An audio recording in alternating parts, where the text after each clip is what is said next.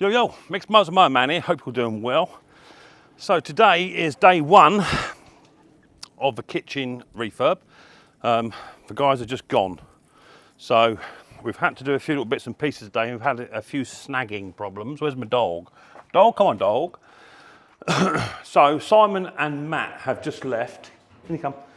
And they are Wickes' kitchen installers and their father and son team, which is cool. So let me get you set up and I'll just talk you through what they've been doing today and the problems we've come across, because we've come across one or two just little tiny issues, and what you can expect day one if your kitchen is a kitchen of similar size, age to this one here. So this is roughly about a 14 foot by 25 foot, 20 foot kitchen, something like that, to guess. And we've already had the first video where the guys have delivered the kitchen, that's in. So today was actually day one of guys on the ground coming in and doing the work. So today was rip out, floor up, get ready for plastering, because we haven't plastering done as well, get ready for sparkies tomorrow, sort some plumbing out, sort some electrics out, bits and pieces. So that's what we've had today, and we want to change. So let me talk you through what we've done. So since you've last been here, the radiator has come off the wall. That's been covered up, ready for plastering there. And this wall here has also been stripped back. Funnily enough, me being me, I stripped it back thinking that I had to do it. And when I rang Simon up, the kitchen bloke, to say I've done that, he said, you pillock. He said, that's down to me to do that. So he said, don't do any more. So I did that. He did all this one here, the chimney breast, that's all done. But when they ripped the kitchen out, so the kitchen units used to go all across here, up across, cooker was there, cupboard, sink was all there, tumble dryer and whatever was there. And we had cabinets over here as well, and then dining table was down this end, okay? So now, the kitchen has all been completely ripped out. This is a 1946 build. So it's all been ripped out by the guys, and it comes, when they dispose of it, they put it in one of these big hippo yard bags. I'll show you that in a minute.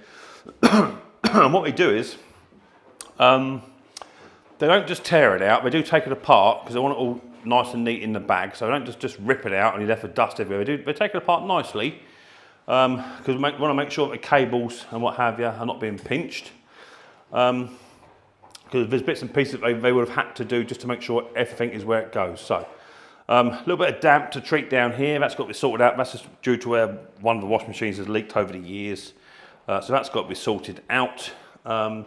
This socket here has got to be moved more central over here, so it looks so it's more aesthetically pleasing to the eyeball. This socket over here, that too has got to be moved over to here, and then this socket here is got to come down in line with it, and that'll be a four socket, 4 powers. That'll be the 2 main lights on and off in the kitchen, and also skirting board lights and under counter lights. Mrs. P's loving the day. I'm Mrs. P because she can't hoover. And she loves to hoover, my Mrs. P. Whilst we're here, we've got this light switch here. Doesn't do anything. It never has. Never has. It's wires in there. I've tested it, it's completely dead. So I want to keep that, because now what I found out today, I'll come back to that in a minute. I first told the kitchen installer that the floor had been screened and it's solid concrete. Now, years ago, when I had my workshop cable put into this cupboard, I put a hole in here, went under the house, because it's on stilts. But got to here, there's a brick wall here, because this is foundational. But here was all concrete and made up ground, all of it. Pipes, bricks, and just covered in concrete, right? So I said, there's no way you're going to be able to get the cable out here, which you can see here, we have to go round. So when they ripped the floor up, of course I only had it up to about here, and it looked like it was all concrete, but since then, that's appeared. And it looks like it's actually half concrete, half wood. But that's good, because this light switch don't work, and I want that light switch and that light switch to talk to each other. So what we're going to do is we're going to chase a cable from here down to ground level. He'll then bring it all the way around through the chimney breast. There's already a hole there, and then that will be covered up behind because there'll be a base unit in there. So there's a hole in the far corner and a hole in the far corner. So go through the back of that. This floorboard will come up because that plug's got to be taken out and pushed back into the wall so it's nice and flush and updated, so it looks like that one. And then the cable can then run across, up, chase it into there, so that no matter which door we come out of, either through the reception or the dining room or the living room, we can operate the switches to these two up the top. So that's the idea. So that's where we are with a few issues that we've been having. But Simon, I've got to say, Simon and his boy, they have actually hit the problems head on, and as soon as something comes up, because you are going to get these problems, they do arise. You just talk about it, negotiate it, what have you, and you move on. So because half of this floor is wood and the other half is concrete, then they're going to get some 9mm ply and they're going to ply board out the entire room, and then they can then put the tiles to go on top of the floor. So you wouldn't have this problem if you've got a brand new build or something like that, but these older houses, they have these issues. So you put it just straight on these floorboards here, you'll get a bit of flex and it won't be as good. So yeah, 9mm going down on top all the way through, and when they screw all that down nice and neat, we can then lay the tile straight on top of that, so that'd be good. So today, day one was, in they come, rip the kitchen out, and I'll show you where they put that. Let me show you very quickly. Now, you tell them everything, so if you want to go round the side of the house and not through the house, they will, they're happy. So I've got 3 entrances and exits, one here through the conservatory, one here through Mum's room, and one through the front, and I told them, I asked them, would you mind taking it all the way round the house rather than traipsing it through here? There's a brand new flooring. They said, yeah, no problem. So that's what they did.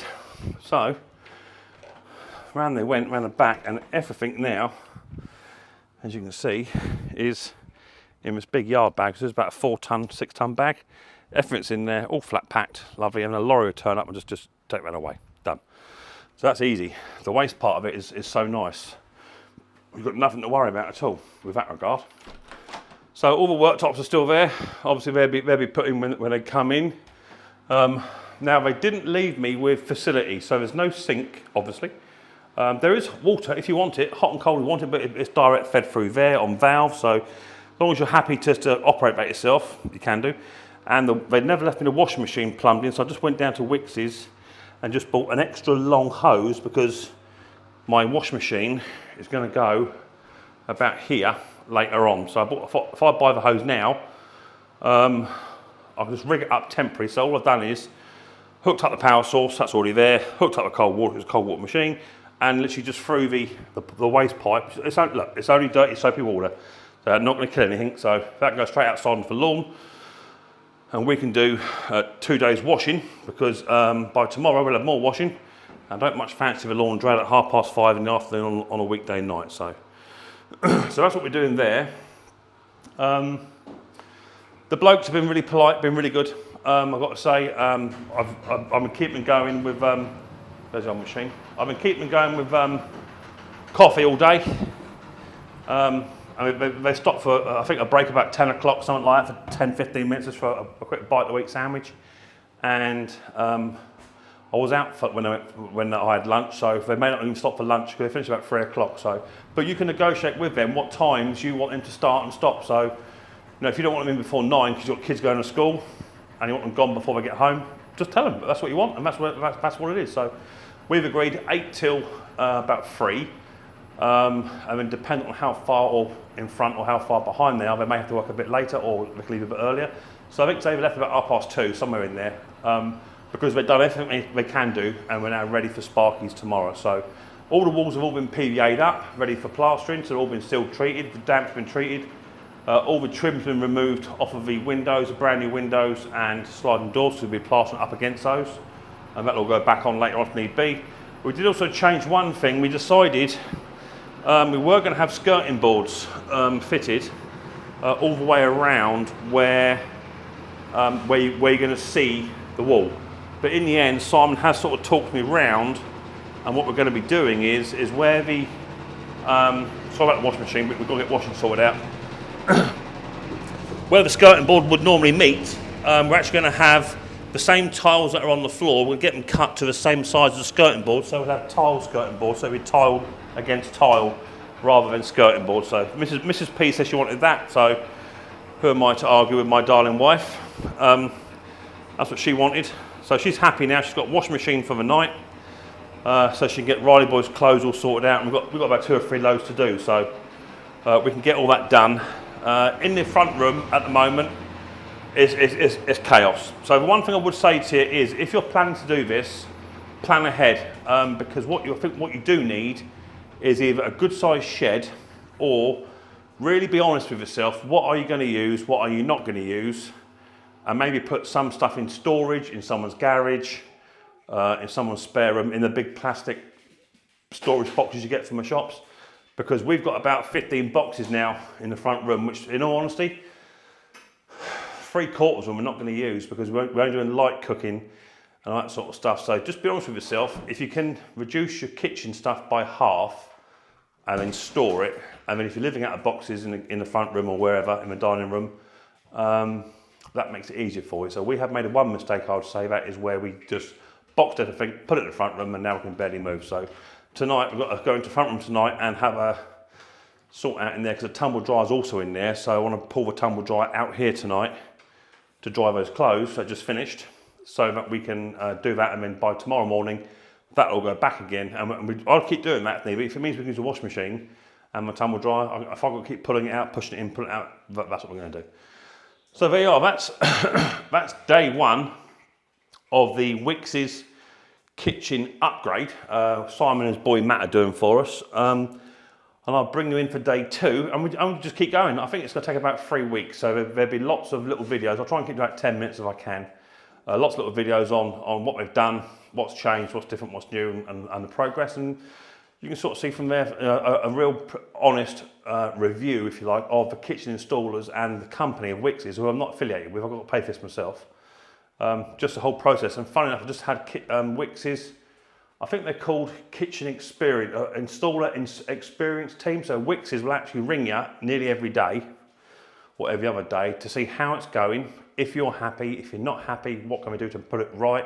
Is the kitchen installer okay? You've got a good rapport with him. So it's a bit of a survey every sort of other day. They ring up and see how you're getting on. So he's just rang, funny enough. So I'll give him some feedback, say, yeah, no problem today, all good. Told him about the snagging problems with regards to the cable that we need to have moved, and the wire going in there, and the floor problems and the plyboard. So they just added that to what goes on, and they can just feed that back. So yeah, all good. So there you go, quick little video on the Wickes kitchen over here in the Micks Mowers household, and we'll catch you on the next one, which will be tomorrow in my eyes, but it might be next week in yours. So there you go. If you want to see more videos from this Micks Mowers and Mower Man on this Wickes kitchen upgrade, or in fact any lawnmower, trimmer repairs, then hit the old subscribe button, whack the old bell, set notifications to all. That way you'll be told next time I upload another video. So I look forward to the episode of Micks Mowers very, very soon. But until guys and girls, much more importantly, take it easy.